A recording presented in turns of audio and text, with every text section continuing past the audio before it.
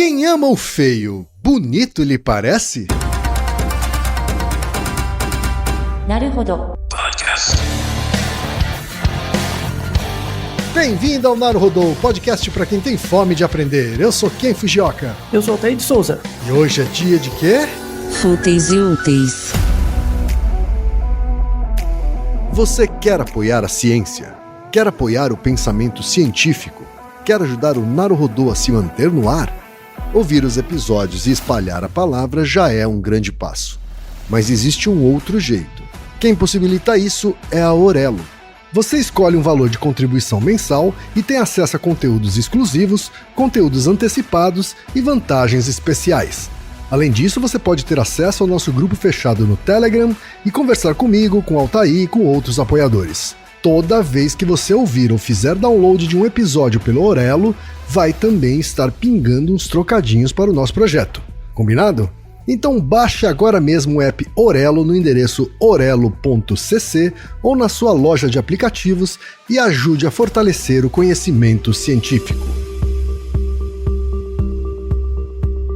Estreou no dia 27 de abril a nova temporada do podcast Ciência Suja, que eu já falei aqui e em vários outros lugares, que é o meu podcast de divulgação científica favorito. E se você não ouviu no episódio anterior, eu bati um papo rapidinho com a Chloé Pinheiro e o Telro Preste, que são duas pessoas parte da equipe que produz o Ciência Suja. Oi, Chloé, como é que você tá? Tudo bom? Opa, tudo bem, Ken? Nossa, o prazer estar aqui. Assim fica até mais fácil, com tantos elogios, a gente fica menos nervoso para falar. Eu queria que vocês falassem um pouco sobre essa estreia da nova temporada, hein? O que vocês têm a dizer? O que vocês já podem contar pra gente? Bom, vão ser 7 episódios que saem às quintas, a cada 15 dias. E essa temporada, como as outras, vai ter como pano de fundo desinformação nas redes sociais, um pouco de fraude científica. E a gente vai ter tanto aqueles episódios mais investigativos do Ciência Suja, quanto aqueles com pegada mais histórica. Essa estreia, vale dizer, vai ser um especial sobre grupos que promovem o movimento antivacina no Brasil, especialmente os médicos.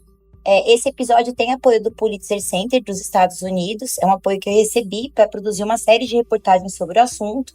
E aí, nessa investigação, a gente descobriu um monte de coisa bizarra sobre esses grupos. Além de saber que eles têm centenas de milhões de views no Telegram, um alcance imenso nas redes, a gente viu umas coisas bizarras nesses grupos. Tem venda de passaporte vacinal falso, teoria da conspiração e até ligação com o grupo neonazista. Enfim, é isso, é um episódio que promete ser bem bombástico aí. Caraca, e eu não tenho nem roupa para ouvir um podcast que é apoiado pelo Pulitzer, mas eu vou fazer o meu melhor. Essa temporada, qual é?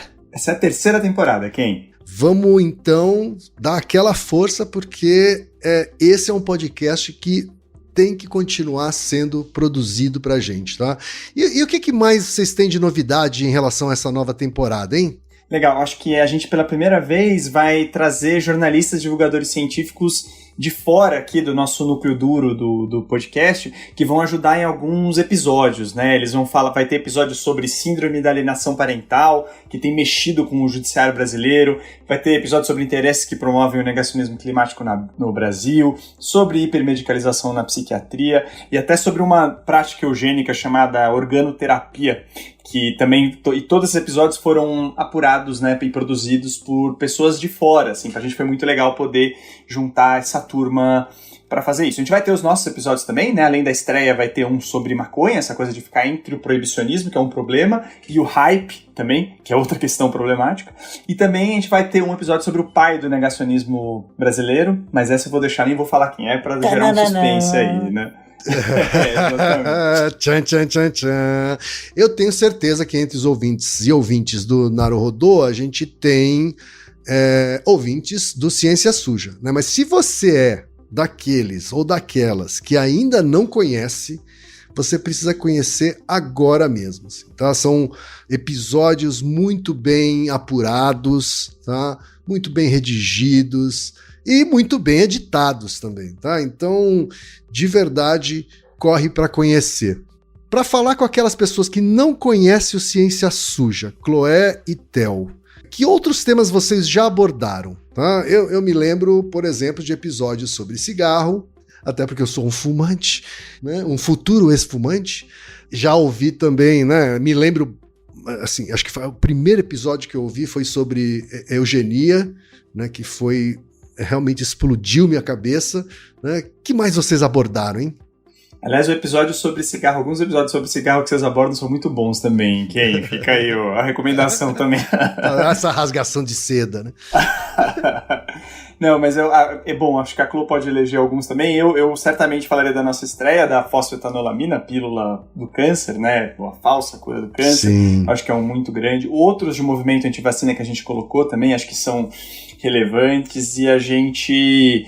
Eu colocaria também o nosso de negacionismo nas eleições do ano passado, embora as eleições tenham passado, eu acho que foi um episódio muito curioso de abordar. Teve episódio sobre opioides também, viu? Esse é bom. É verdade. E sobre eleições, né?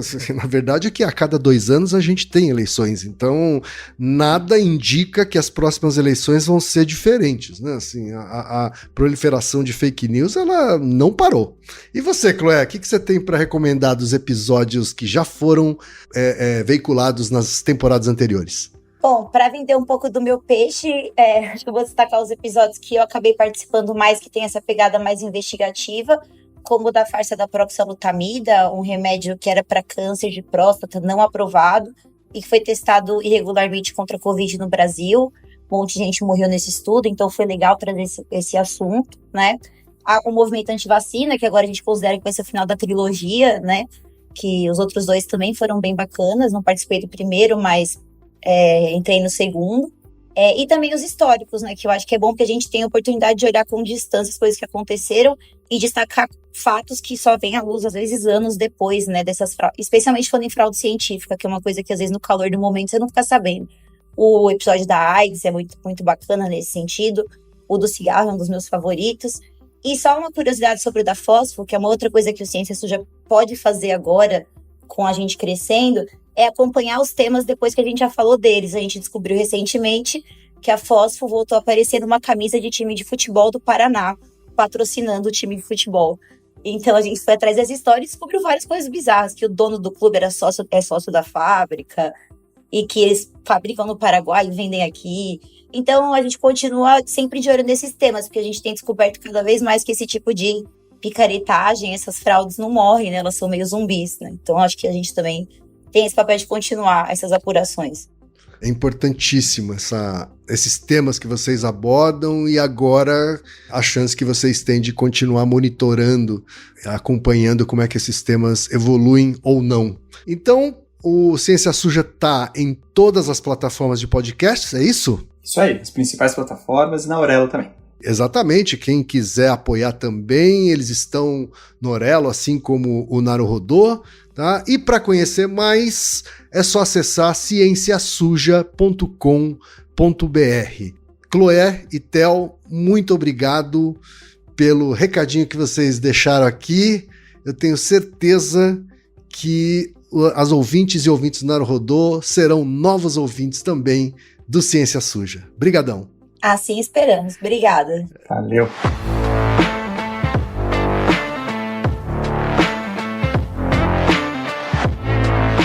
E chegamos ao momento Alura.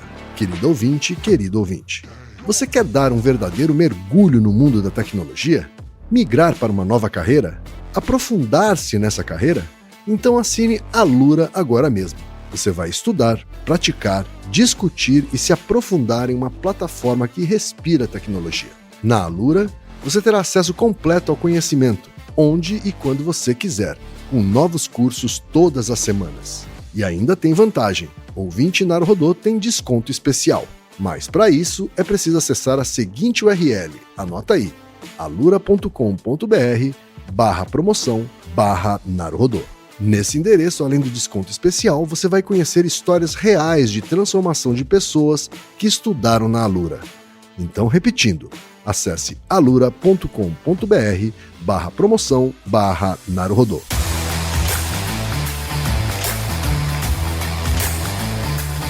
Altair, temos pergunta de ouvinte, Altair. Sim, uma pergunta que, na verdade, é um ditado, né? É um ditado e veio de uma brasileira que está morando na Colômbia, Altair. Sim. É a Larissa Delgado, que é analista de marketing e mora na cidade de Medellín. E ela tem uma pergunta bastante objetiva. Ela diz o seguinte: olá, quem é Altair? O programa de vocês é maravilhoso. Muito obrigado. Estava pensando no ditado "Quem ama o feio, bonito lhe parece" e gostaria de entender mais sobre como o amor media a percepção de beleza. Altair, a ciência tem algo a nos ensinar sobre isso, Altair? Tem muita coisa. Olha só. Muito mesmo. Para começar, você concorda com esse ditado? Quem ama o feio, bonito lhe parece? Olha, eu tendo a concordar. Eu estava falando, inclusive, outro dia com um amigo que é carioca, né? Falando da beleza exuberante do Rio de Janeiro, sabe? E que São Paulo não tem nada de exuberante, né? Mas tem beleza, embora seja uma cidade esteticamente feia. Né? É como se você aprendesse a gostar, né? Ou aprendesse a enxergar a beleza até dentro de uma cidade feia, como São Paulo, né? Então acho que a primeira coisa que me veio à cabeça nem foi em relação a seres humanos, né? Mas em relação à percepção sobre beleza, né? Que não necessariamente uma coisa que esteticamente você julga feia, ela é feia no seu todo, né? Ou ela é feia por inteiro, que não significa que não exista beleza ali dentro, né? E talvez quando a gente está amando, a gente enxergue mais essa beleza não óbvia, vamos dizer assim. Você já deu um pedaço da resposta. Eu vou reler esse ditado, né? Então, quem ama o feio, bonito lhe parece? Vamos descrever esse ditado de uma forma mais operacional. Primeiro assim, o que é o amor? O que é amar? Aí vai vir poesia, blá blá blá, não importa. Eu vou tirar tudo isso aí de fora, tá? Vamos dar uma descrição funcional, tá bom? Então, uma forma funcional, objetiva, que dá pra trabalhar, né, de amor, assim, uma das definições, né, porque o amor, na verdade, é uma metáfora. E exatamente por ser uma metáfora, tem muitos significados. Claro. É pareado com muitas coisas. Não estou excluindo as outras coisas, mas eu vou escolher uma metonímia do amor que é operacionalmente mais útil para esse episódio. Dentre as muitas metáforas que o amor tem, a gente pode considerar uma mais operacional, que seria o seguinte: é uma disposição de um indivíduo, né, pensando num organismo. Então, vamos pensar em amor entre organismos humanos. Seria uma disposição comportamental para uma preferência direcionada a um objeto afetivo, tá? Certo. Então, é uma definição bem operacional. O que seria essa disposição comportamental para uma preferência afetiva? É, na verdade, uma vontade de ficar próximo, ou pelo menos não se sentir incomodado na presença, algo assim. E pensa comigo, Kim, porque isso tem muito a ver com o seu relato. Pensando agora em São Paulo, né?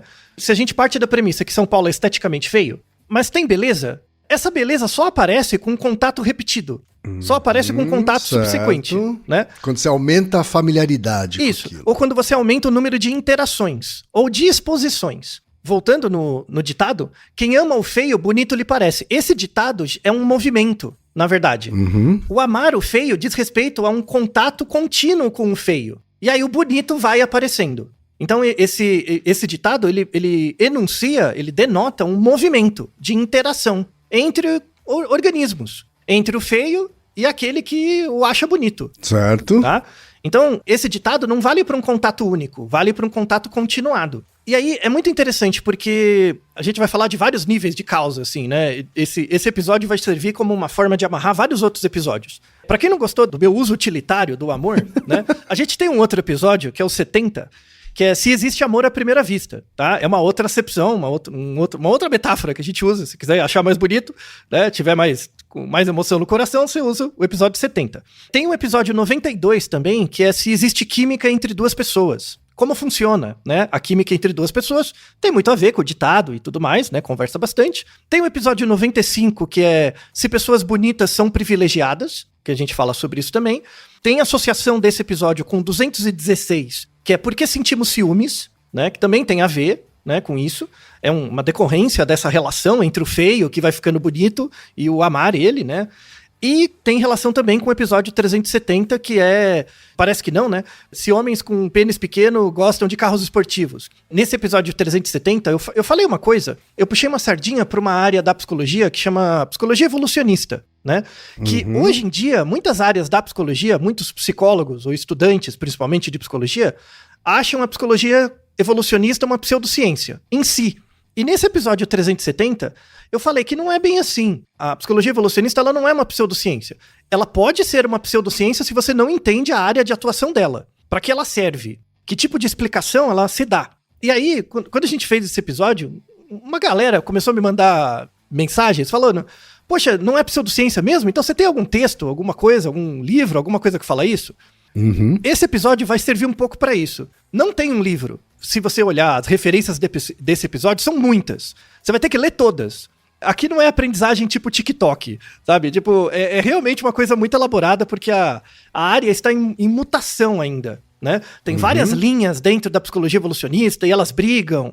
Assim, claro que esse não é um episódio sobre isso, mas vai ajudar a organizar um pouco mais como que a discussão sobre aspectos evolutivos pode ser útil para explicar alguns comportamentos também. Então, assim, feito esse preâmbulo, né? Eu tenho uma outra pergunta pra você, Kim. Agora que você é uma pessoa mais experiente e tal, né? Teve muitas experiências da vida, né? Tudo bem que você é uma pessoa casada hoje, mas olhando pro seu Kim do passado, você já teve um tipo de pessoa que você gostava? Um tipo? Quando alguém te pergunta assim, na mesa do bar, fala, qual que é o seu tipo de pessoa? Que tipo de pessoa você gosta? Eu tinha um tipo, provavelmente quando era meio pré-adolescente. Quando era pré-adolescente, eu acho que prestava mais atenção em loiras, por exemplo. Que é uma coisa que depois meio que mudou, mas assim, quando eu era pré-adolescente, eu tinha, acho que esse ideal de beleza, assim, né? Que foi construído, obviamente, por ter sido exposto a várias coisas, né? Muito bem, que você tá dando as respostas já. Muito bem. E esse tipo foi mudando com o tempo? Foi mudando. E por quê? Acho que eu passei a ser exposto a outros estímulos culturais, né? Enfim, até mesmo sociais, assim. Então, acho que deixei de ter apenas um padrão de beleza, sabe? Na cabeça, né? É mais do que mudar o padrão de beleza, acho que eu passei a ter mais padrões de beleza. Muito bem. Né? Que eu percebi, assim. Eu imagino que seja isso. Então, depois dessa reflexão, volta no ditado de novo. Pega uma pessoa que você acha, imagine na sua cabeça, uma pessoa que você acha bonita hoje, né? E imagina você com a sua cabeça de 15 anos, olhando pra essa pessoa. O ditado talvez se aplique. Talvez quando com 15 anos seja uma pessoa feia pra você. Ou pelo menos que não é uma pessoa que me chamasse atenção. Isso, né? Exatamente, não era atraente, né? Mas com exposição suficiente, né? Quem ama o feio, bonito lhe parece, né? Então dá esse senso de mudança. Certo. Também. É um ditado bonito, na verdade. Sim. Né? Porque ele denota uma movimentação mesmo. Certo. Né? Quem ama o feio não é uma pessoa feia, é a figura do feio, como ele vai se mudando dentro de você. Como a noção de feio e a noção de bonito vai mudando, né? E essa é a ideia que tem que ser trabalhada aqui. E aí, por isso que a gente precisa de quem? Do Aristóteles, claro, nosso amigo. Grande Aristóteles. Grande. Sempre. Toda a vida do Naruhodo ele estará presente. Então, vamos falar das 4 causas dessa relação, né? Entre por que amar o feio ele vai se tornando bonito. Isso tem a ver com a questão do tipo. Você deve conhecer pessoas que têm um tipo de pessoa que atrai muito estereotipado. Sim. Né? Tem assim, só gosta de tipo assim, né? E tem aquelas pessoas que são assim, elas dizem pra você que tem um tipo, mas as pessoas que elas namoram ou ficam são diferentes. Você conhece pessoas assim que o tipo delas e o que elas conseguem não bate? Sim, conheço. Então tem as pessoas que não têm um tipo, entre aspas, tem as pessoas que têm um tipo e de fato ficam com pessoas daquele tipo, né? Tem pessoas que têm um tipo e não conseguem. E isso que você está chamando de tipo, né, ou uma preferência, é uma coisa que realmente temos. Então, muitas pessoas acreditam que a gente tem. Como você bem comentou, por certas fases da vida a gente tem mesmo, né? Só que isso não é biologicamente determinado. Isso não tem causa material nem final. Entendi. Esse é o negócio. Tem causa eficiente, que diz respeito, você bem comentou, ao que você foi exposto e à sua experiência anterior. Então, quando você pensa no seu tipo, no que é feio ou bonito, o seu tipo varia conforme a sua vida, conforme o tempo, porque você vai tendo mais experiências, e varia conforme o que você tem contato. Certo. E aí você comentou também, né? Por isso que o relato de alguém experiente é importante, né? Que é essa coisa da exposição. Isso acontece. Também está numa causa eficiente. O fato de você ser exposto a algo de forma repetida, só exposto. Certo. Isso pode ser uma pessoa, pode ser um produto, qualquer coisa, tá? Conforme você vai se expondo a uma coisa, passivamente você começa a gostar dessa coisa. Nem que seja um pouquinho. Esse é um conceito que, assim, na psicologia social, é chamado efeito da mera exposição, ou efeito da exposição passiva. Tá. Ele vem de 1968, de um pesquisador que é o Zhang, e ele começou a estudar isso. Será que eu começar a te expor uma coisa só por expor, você vai começar a gostar dela passivamente? E o Zhang, ele se inspirou em conceitos da antropologia, que são conceitos bem clássicos da antropologia, que é uma tríade que antropólogos estudam muito, que é a tríade entre um ritual, uma coesão e cooperação. Se você pensar, assim, não precisa pensar num ritual religioso, mas uma reunião, né? Uma reunião que acontece com frequência numa comunidade vai gerando coesão das pessoas, né? Elas vão ficando mais juntas, porque elas se conhecem, elas se veem com frequência, elas vão ficando mais familiares, e isso vai gerar cooperação. Certo. Esse é um movimento visto em todas as culturas humanas. Todas. Sem exceção. Essa tríade do ritual, né? Um hábito que é gerado das pessoas se verem com frequência, e aí pela mera exposição você vai criando uma coesão, e depois vai criando cooperação. O Zhang, ele usou essa ideia, né, que vem da antropologia, para gerar experimentos. E para mostrar, será que se eu começar a te expor alguma coisa, você vai começar a gostar dessa coisa? Né, de forma passiva, né, ou por mera exposição? E ele começou a ver que sim. Né, O conceito da mera exposição conversa muito com um outro episódio que a gente comentou, que é o Naruhodo 320, que é porque a gente se identifica com vilões. E nesse episódio eu falei de um conceito que chama egotismo. Né? Não é egoísmo, egotismo. Por exemplo, se você vai numa loja e você vê vários produtos que você não conhece, e um desses produtos tem uma bandeirinha do Japão, você vai começar a dar uma preferência minúscula, tipo 0,1% a mais para aquilo. Porque é familiar. Certo. Tá? Isso é o egotismo. Então, até nesse episódio mesmo eu comentei, né? Meu nome é turco, e aí quando eu fui pra Turquia, em Izmir, tem um time de futebol com meu nome. Eu vou gostar do time? Claro. Porque eu não me importo com futebol. Se tem um time com meu nome, já gera uma afeição ao time. Uma simpatia. Isso é o egotismo. Então, por que o egotismo existe? A causa do egotismo é pelo efeito de mera exposição. Por exemplo, eu tenho contato com meu nome frequentemente. Quando eu vejo uma coisa que tem esse nome, é mais uma exposição, aí cria uma ligação, né? Cria uma coesão, tá? Faz sentido. Então, assim, no caso o meu nome tem uma ligação histórica com um ritual, com um grupo, alguma coisa. Quando eu conheço essa ligação, né, gera uma preferência. Né? Não precisa nem gostar, mas gera uma preferência. Tá? Então, esse conceito básico do Jajong, né, de exposição que a exposição gera preferência, é uma coisa ligada à preferência afetiva. Ela hoje é a causa eficiente do porquê a gente tem tipos. Por que você tem tipos de pessoa que você gosta, tá? Dependendo da pessoa, dependendo do quão limitada é o número de experiências ou o ambiente onde ela vive, os tipos de pessoa que ela se sente atraída pode variar mais ou menos, né? Depende dessa elasticidade. Agora, deixa eu fazer um parênteses aqui. Quando você passa a ter mais exposição ou convivência com alguém e começa a construir um tipo na sua cabeça, né? Essa construção passa por coisas que vão muito além da aparência. Isso. Mas quando você constrói um tipo, esse tipo que você construiu tem a ver com a aparência. Também. É como se você estivesse criando uma associação sem nenhum fundamento de que pessoas com essa aparência vão me trazer esse tipo de profundidade, né? Ou esse tipo de valores, ou esse tipo... Não sei se eu tô me fazendo entender. Não, sim, é exatamente isso. Assim, o que você vê, né? Você vê os atributos físicos, né? Sim. E como que você faz o pareamento entre um atributo e um valor? Quem faz esse pareamento pra você, quando você não tem contato com o objeto, claro, né? Com a pessoa, quando você não conhece, enfim. Sim. Quem faz esse pareamento são os outros. É quem vive perto de você, tá? Isso tem muito a ver com o Naruhodo que a gente gravou, que é aquele episódio Se Japonês é Tudo Igual. Então, por exemplo, Certo. imagina que eu nunca vi um japonês na minha vida. Nunca vi, né? Uhum. Mas eu sei que existe. Eu sei que existe o japonês. Eu sei que existe o Japão e que tem o japonês, né? Eu vou criar coisas na minha cabeça, né? E essas coisas, as associações que eu vou fazer entre um japonês e um valor, não vai surgir espontaneamente da minha cabeça, vai surgir das informações que eu tenho, dos outros, do ambiente, Uhum. né? E é por isso que num cenário de pouca exposição, eu vou ter que ficar estereotipado. Não tem jeito, eu vou virar preconceituoso mesmo. Certo. Porque eu tenho pouca informação, né? A partir do momento que eu vou expandindo o meu conhecimento e vou me aproximando, né?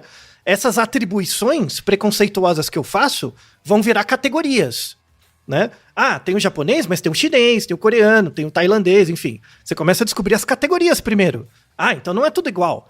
Tem algumas diferenças. E conforme você vai conhecendo mais e conhecendo as diferenças, você vai criando os conceitos. O conceito de japonês, o conceito de coreano. E aí você entra mais na cultura e aí deixa de explicar as coisas por palavras e passa a explicar por metáforas. É aí que vem o amor. Entendi. Entendeu? Não é bonito? Mas o nosso cérebro, ao generalizar isso, ele tá de alguma forma estereotipificando também, né? Claro, é um processo natural. Eu conheço, sei lá, uma pessoa de outra raça Uhum.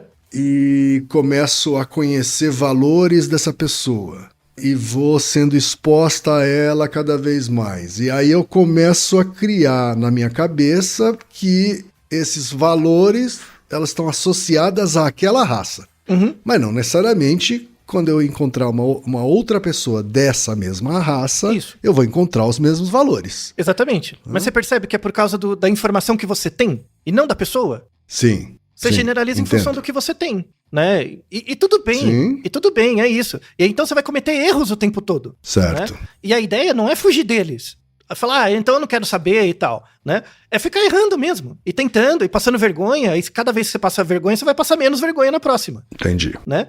E vai se aproximando. Isso é se relacionar. Isso acontece muito em relações afetivas. Só que o que acontece?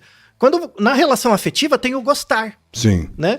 E o gostar do outro, e principalmente quando é recíproco, né? O outro gosta de você, o outro aceita você ser burro com ela, ou com ele, Uhum. né? O outro aceita você errar, principalmente quando você tá apaixonado, né? Que é a época que você é mais tapado.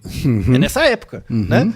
Então seu QI cai 20 pontos, aí é óbvio ser burro, né? É normal, e é aceitável, porque você tá transformando os preconceitos em categorizações e depois conceitos. Certo. Né? Sobre aquela pessoa, sobre os contatos, os amigos, e aí você vai criando as representações mesmo, né? Afetivas. Sim. Aqui a gente chega numa conclusão importante, que o amor, ele é construído sempre num contato continuado. Ele vai sendo construído aos poucos. Sim.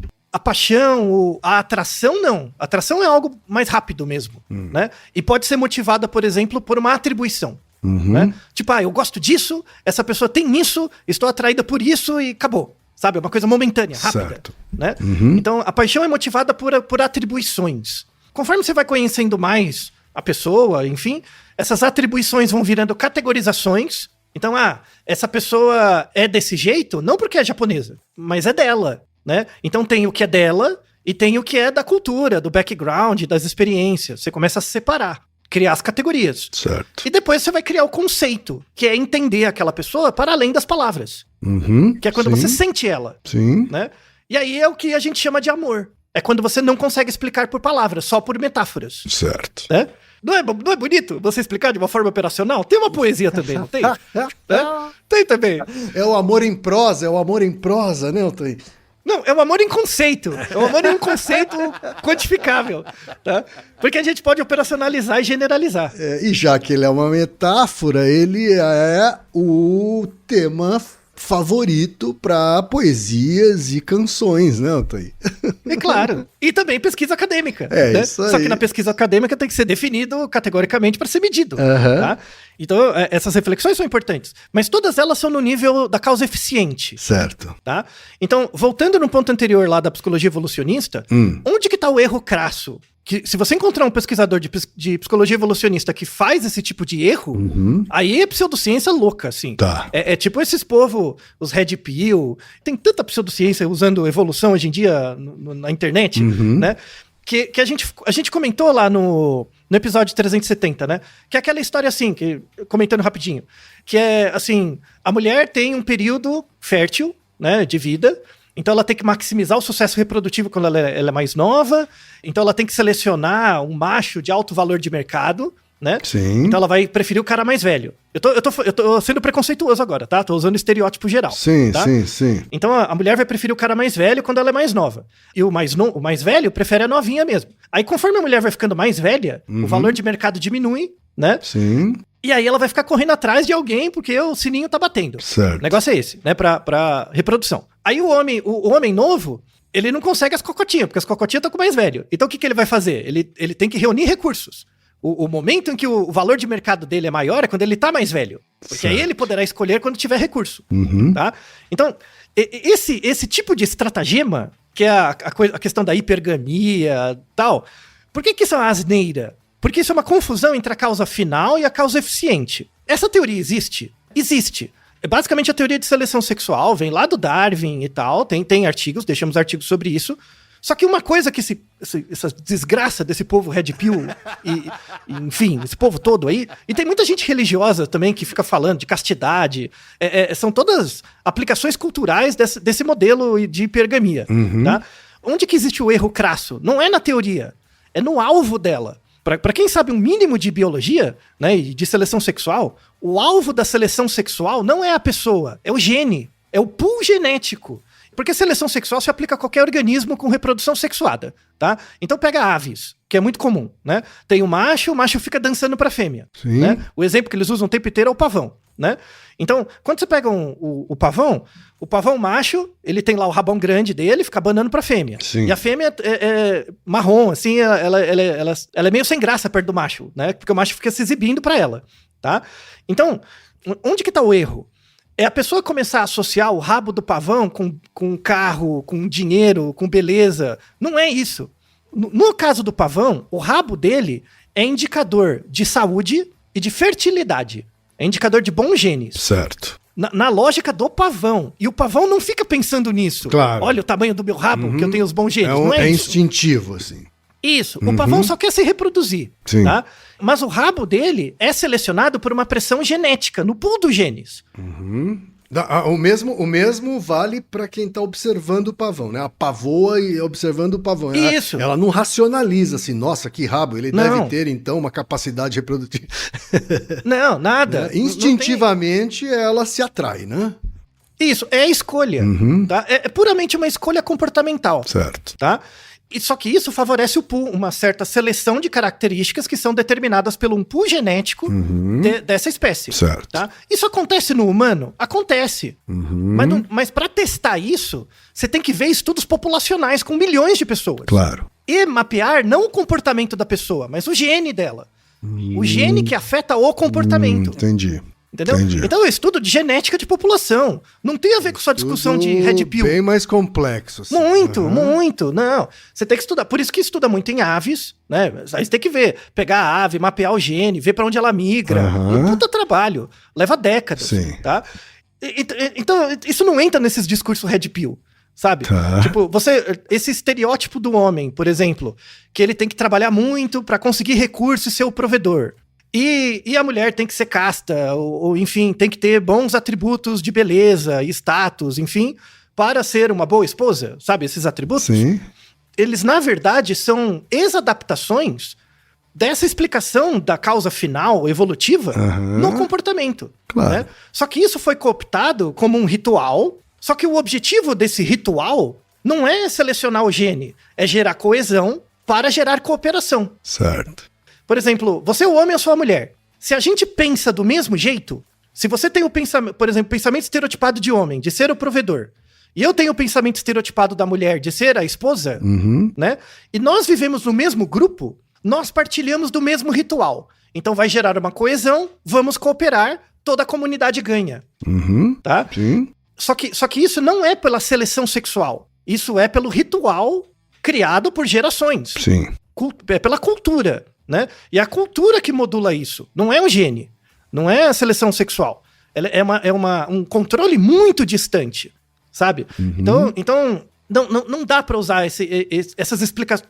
É uma das causas do nosso tipo, né? Essa causa final. Mas é muito distante.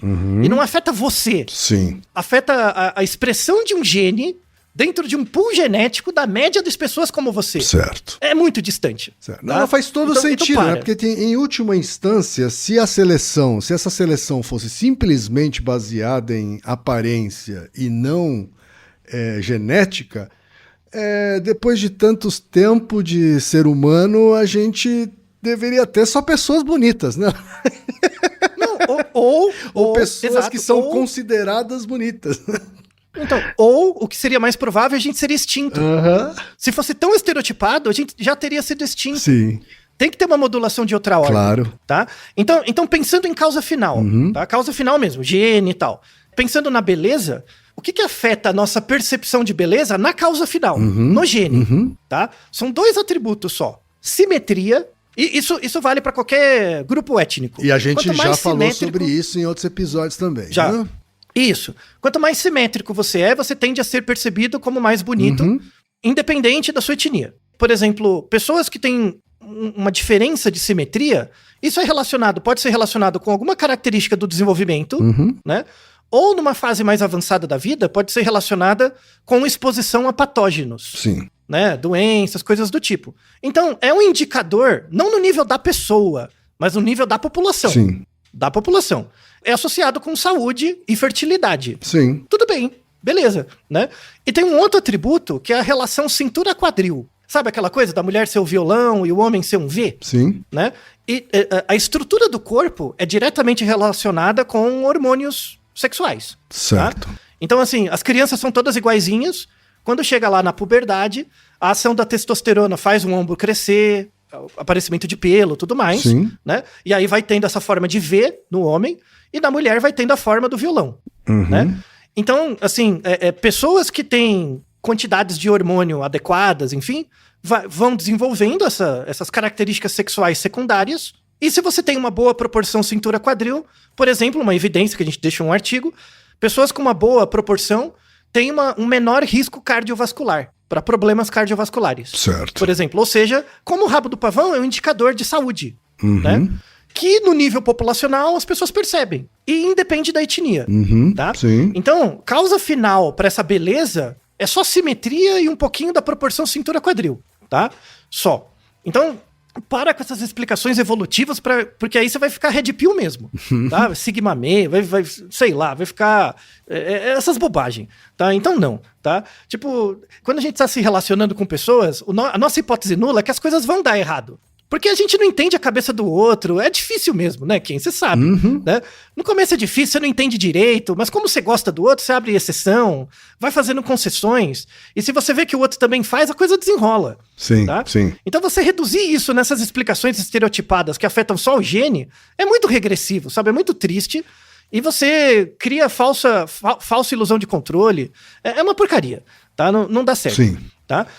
Então a gente falou da causa material, que é o gene, e a causa final, que seria a percepção de simetria e a percepção da relação cintura-quadril. Tá? No episódio 84, que a gente fala o que leva uma pessoa a ser transgênero, a gente fala de 4 níveis de seleção, né? Então, essa coisa da simetria e da proporção cintura-quadril, ela não é relacionada com o gênero, ela é relacionada com o sexo. Tá. Eu tô falando só sexo, macho e fêmea. Vale para todos os organismos, tá? Organismos percebem simetria, escolha. O rabo do pavão, se não for simétrico, ele perde pontos, tá? No pool genético. Certo. Por isso que não é selecionado, não aparece pavão com meia cauda, tá? É por isso, tá bom? Não que o pavão saiba disso, tá? Mas né, o pool genético é selecionado por um rabo simétrico. Sim. Beleza. Então, isso são evidências no nível do sexo. No episódio 84, no Naruhodo 84, a gente fala desses 4 níveis de seleção, que é o nível do sexo biológico, né? Macho, fêmea. E aí, a partir do momento que ocorre a fecundação, vai no útero e tal, começa a interação daquele organismo biológico com o ambiente.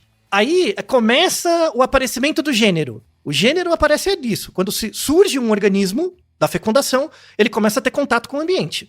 Aí começa a surgir o gênero. Certo. Então, uma coisa é o gênero, Outra coisa é a identidade de gênero. A identidade surge depois que o organismo nasce, tem mais interação com o ambiente, e aí o organismo conhece os signos de gênero, aí ele vai vendo se identifica com um ou com o outro. Aí pode ter uma identificação convergente com o sexo, pode ter uma identificação divergente com o sexo. Tudo bem, tá? Porque um tem uma causa material genética muito forte, que é o sexo. O gênero já depende bastante da interação com o ambiente, além da causa genética, tá? Então, só da relação entre sexo e gênero, você já quebra a dicotomia entre cultural e biológico. Então, você tem o sexo, você tem o gênero, que vai se desenvolvendo, depois a identidade de gênero, que é se identificar como homem, mulher, enfim. Isso. Né? Um outro nível ainda, você vai ter a orientação sexual, que é uma coisa é o gênero com o qual eu me identifico, outra coisa é o meu objeto de afeto, né? O objeto que me atrai, né? Aí é uma outra cadeia de interações com o ambiente que também tem base genética, tá? Mas não dá pra separar, é junto, tá? A coisa acontece junto. Sim. E o último nível, depois, além de tudo isso, você vai ter a estratégia sexual. A estratégia é assim, o caso mais padrão. Você pode ser o sexo biológico, genético, né, masculino, o seu gênero masculino, você se identifica com o que é esperado socialmente do gênero masculino, você tem uma orientação sexual heterossexual, só que quando você estabelece sua estratégia sexual, por razões suas e razões do ambiente e tudo mais, esse tipo, ele aparece na estratégia sexual. Lá no final, Sim. Tá? Então, se você vê todos esses níveis, não dá um monte de combinações? Claro. Dá muitas combinações, mas é um número definido. Sim. É uma variável... Muitas é uma mais variável finitas, né? Isso. Então, essa coisa de fluido, sabe, assim, não. Assim, tem as caixinhas. Podem ser muitas. A biologia tem muito mais caixinhas do que a sociedade tem nomes, tá? Mas é um número finito. Tá bom? Então, calma, né? Infinito só existe na matemática, tá bom? Então, assim, aqui a gente tá falando números naturais, variável discreta, tá? Não tem essa coisa de infinitesimal, não. Mas tudo bem. Então, o seu tipo, na verdade, é uma maneira de estratégia sexual. E é uma coisa pensada. É o que você acha que você gosta. Certo. Então, por exemplo, quando você tinha 15 anos e você gostava de loiras, por exemplo, era a explicação que você dava pra você mesmo. Tá. Né? E aí que a gente entra nos artigos, finalmente, né? Que tem vários artigos interessantes aqui. Que é, será que a gente tem um tipo mesmo? Né? Que a ideia é quebrar isso. Então, até os anos 90, tinha muitos pesquisadores que ficavam pesquisando a base biológica do tipo, sabe? Certo. E aí, aí como é que você vai testar isso? Vamos estudar gêmeos, né? Então pega gêmeos univitelinos, se um tem um tipo e o outro também, deve ter uma determinação genética, então dá pra calcular, né? Fazer lá um coeficiente, né? E aí tem um artigo, né, muito interessante, está na descrição, em que eles pegaram um grupo de gêmeos idênticos e perguntava lá separado, né? Qual que é o seu tipo de pessoa que você gosta? Aí a pessoa falava. Perguntava pro outro gêmeo também. Aí eles compararam esse grupo de gêmeos idênticos com um grupo de gêmeos fraternos, que são óvulos diferentes, tá? Então não são gêmeos idênticos. Perguntaram também qual que é o seu tipo e tal. Aí o que eles verificaram? Que os gêmeos idênticos, eles não tinham, entre os gêmeos, não tinham o mesmo tipo de pessoa. Variava um pouquinho, né?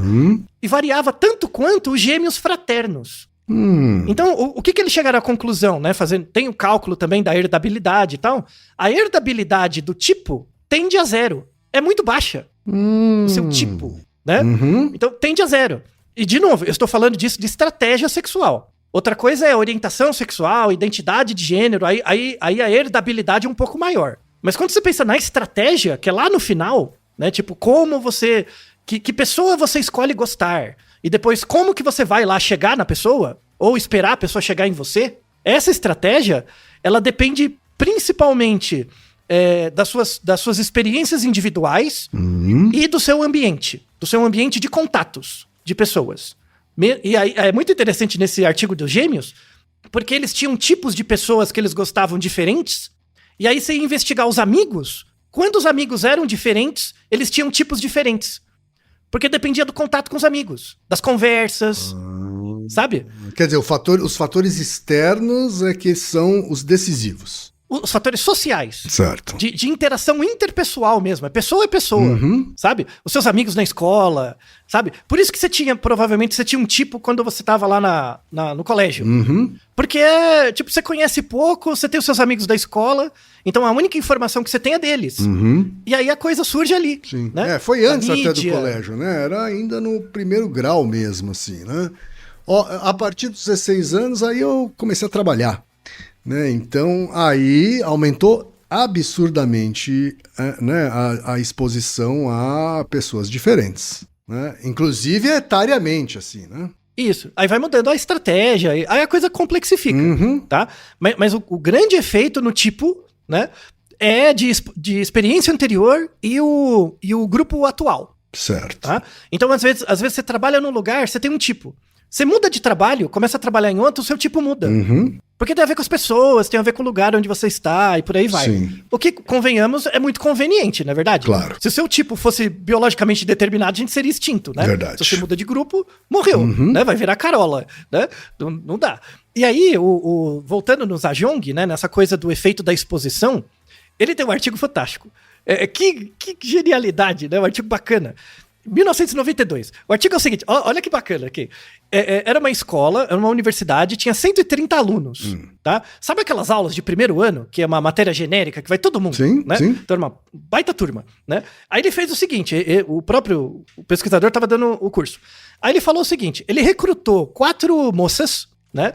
4 moças, e aí tiraram fotos dessas moças e foi julgada a atratividade delas, elas eram semelhantes. Em média, tá? Julgados por outras pessoas. Certo. Beleza. Aí, essas 4 moças, elas entravam na aula como alunas normais e acompanhavam o semestre. Só que elas não interagiam com ninguém. Elas só entravam e assistiam a aula. Só. Aí, assim, cada moça é uma condição. Uma das moças ficou presente na sala por 5 aulas. A segunda por 10 aulas. A terceira por 15 aulas. E a quarta não foi na aula. Ela só foi no último dia. Tá. No último dia, o professor pediu pra tirar uma foto de todo mundo, né? E aí ela foi, e ela apareceu na foto, tá? Junto com as outras. As 4 estavam na foto junto com a turma. Ok. Tá bom? Então, esse era o experimento. Aí, os sujeitos eram 130 alunos. Aí ele mostrou a foto dessas 4 moças para os 130 alunos e pediram pra eles darem notas, perguntaram assim, você lembra de alguma dessas moças? Por exemplo, né? Perguntaram pras pessoas, Sim. Quem que lembra? Tá. Aí depois, dá uma nota de 0 a 10 sobre o grau de familiaridade dessas 4 moças, o grau de atratividade e o grau de similaridade que você se identifica com elas, tá? Beleza. Aí o que aconteceu? O grau de familiaridade não deu diferença, tá? Porque as moças não conversavam com ninguém, né?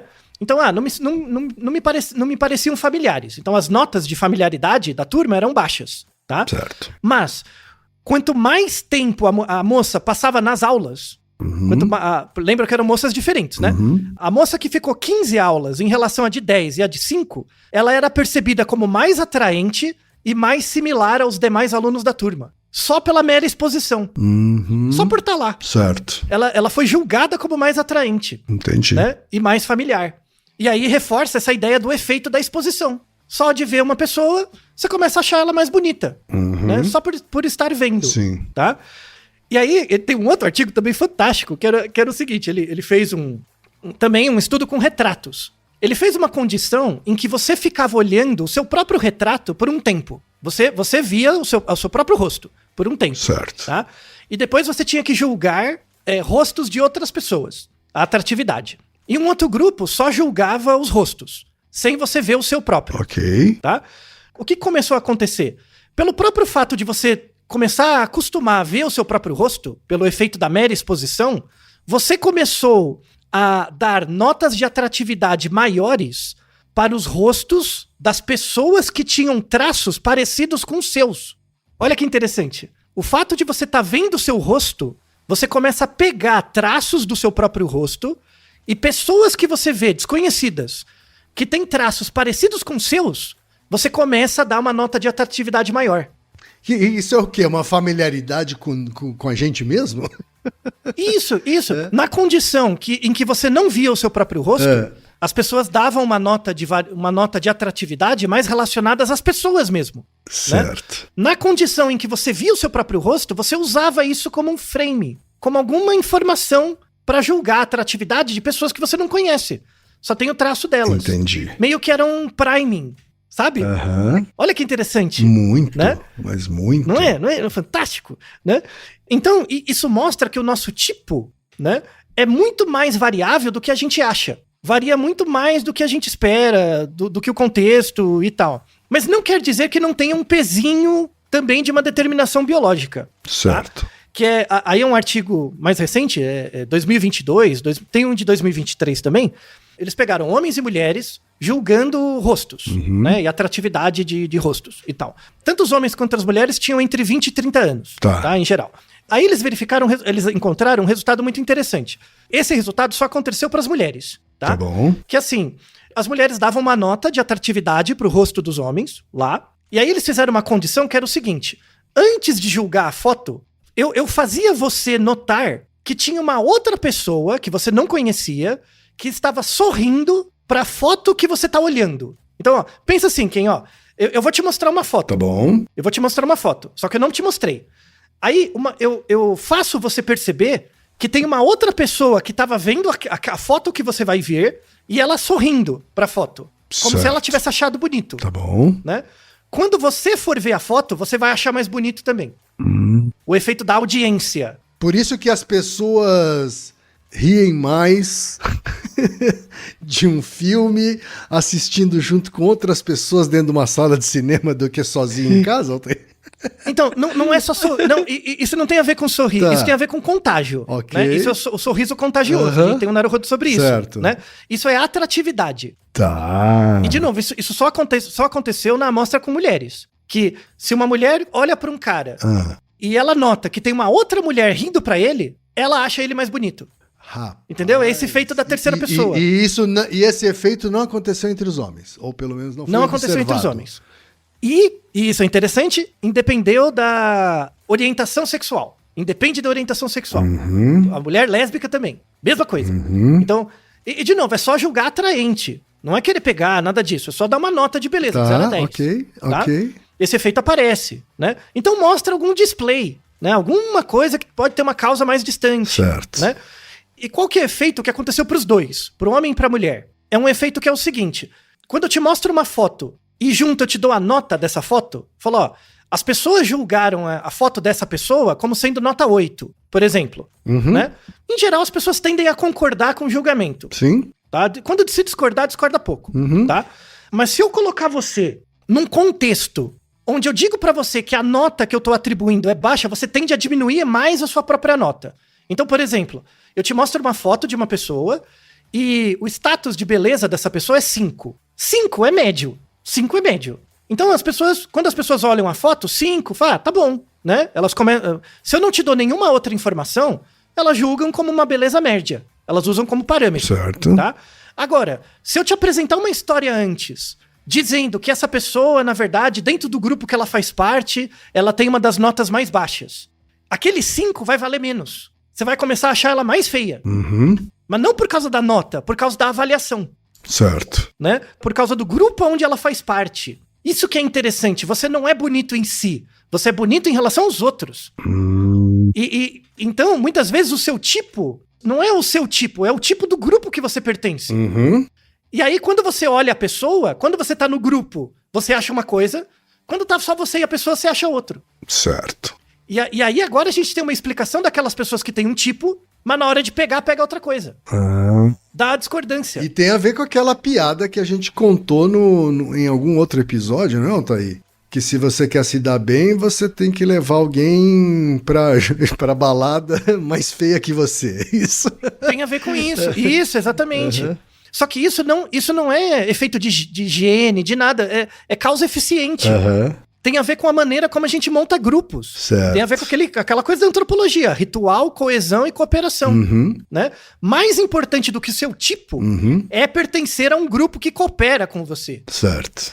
E aí essa força entre o que você gosta e o que o grupo gostaria gera um conflito complicado. E aí a pá de cal, pra fechar o episódio, a pá de cal é uma meta-análise feita em 2014, né? Sobre se existe tipo mesmo, se existe essa coisa. E com base num total de 100 estudos, fizeram lá a meta-análise e tal, mostrou que não. Esse tipo é totalmente determinado ou pela cultura ou pelo grupo que você faz parte ou pelo ambiente. É uma determinação social, cultural e social. E aí tem a teoria que explica isso. É uma teoria tão boa da psicologia que quando foi pro marketing eles desgraçaram toda a teoria, virou lixo. Que novidade, né, Altair? Que droga, né? Maldito Lieberman, né? O Trupp e o Lieberman, né, que fizeram a teoria do Constru, uma teoria muito interessante, teoria Constru Level Theory, nasceu junto da teoria de autocontrole, na psicologia experimental, teoria fantástica. Aí o Trupp ficou na psicologia, o Lieberman resolveu ganhar dinheiro. Aí foi lá pro marketing, ganhou dinheiro, a teoria dele virou uma desgraça, né? Tipo, tá tudo errado, virou papo de coach, inferno. Eu coloquei o paper clássico, tá? Não lê nada, nada que é dito de teoria do Constru no marketing, não vale nada. Nem leia, nem se dá o trabalho. Vá nos clássicos da psicologia nos anos 90. Tá certo. Misericórdia, porque o povo exagera. Então, assim, a teoria básica do Constru diz o seguinte, que ela lida com o distanciamento psicológico da sua decisão. Então, por exemplo, aqui, ó, olha que bonito, né? Ó, se eu perguntar pra você qual é o seu tipo ideal, não é uma pessoa hipotética? Sim. Né? É hipotético, então é distante no tempo. Não tem o tempo, né? Você não tá lidando com uma escolha de curto prazo, é longo prazo, né? Então você tem mais tempo para deliberar. Aí o que você vai fazer? Você vai fazer uma descrição mais abstrata, de característica dessa abstrata. Ah, a pessoa tem que ser honesta. Qual que é a definição de honesto? Tem que ser trabalhadora, o que isso quer dizer? Sabe? Tipo, não quer dizer nada, né? Então, quando você tá num contexto distante, você vai fazer um framing decisório baseado em termos abstratos. Quando a pessoa tá na sua frente, você tá conversando com a pessoa te traz muitas informações que você não tinha acesso, né? Então, por exemplo, pegando seu exemplo. Ah, eu gosto de loira. Beleza. Quando você tá sentado junto com a loira, ela te traz informações dela, indivíduo. Sim. Né? Que entra em conflito com essa abstração. E aí você não consegue lidar com isso. Então você vai ter um outro jeito de processar a informação. Essa abstração é uma espécie de idealização também. Totalmente. É totalmente uma idealização. Né? É um auto-engano. Você tá se auto-enganando. Sim. Né? Quando você tá com a pessoa ali do seu lado, concretamente, a pessoa passa informações dela. E aí, para você não ficar nesse conflito entre o abstrato e o concreto, você vai fazer justificativas concretas da pessoa. Prestar atenção nos detalhes, prestar atenção no que ela fala. E aí, isso tem muito a ver com o Naruhodo 155, que é se tomar decisões cansa o nosso cérebro. Né? Lembro. Que tem a ver com a diferença entre julgamento, decisão e escolha. Né? Essa decisão distante, hipotética, ela é do campo da decisão. Você tá deliberando. Por isso que vale para comportamento de compra, né? Ah, preciso comprar uma camiseta. Onde eu vou? Que camiseta eu compro? Aí vai lá em 1000 sites e fica procurando a camiseta. Isso é decisão. Certo. Né?